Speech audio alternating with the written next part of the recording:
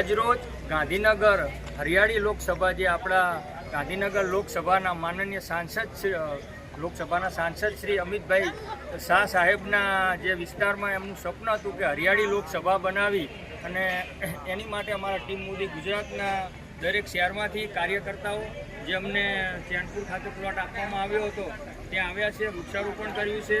દરેક કાર્યકર્તા જે બહારથી આવ્યા છે ટીમ મોદી ગુજરાતના અમારા મિત્રો, એટલે દરેક મિત્રોનો હું દિલથી આભાર માનું છું.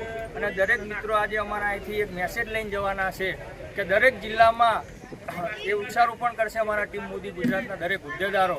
અને જે સાહેબનું સ્વપ્ન છે, જે અત્યારે ગ્લોબલ વોર્મિંગ સામે આપણે લડી રહ્યા છીએ વૃક્ષોના ઓછા હોવાના કારણે, તો એ સ્વપ્ન પૂરું કરવા અમારી ટીમ પૂરેપૂરું પર્યાવરણ ખાતે મદદ કરશે તેવી હું બાંહેધરી આપું છું. ભારત માતા કી જય.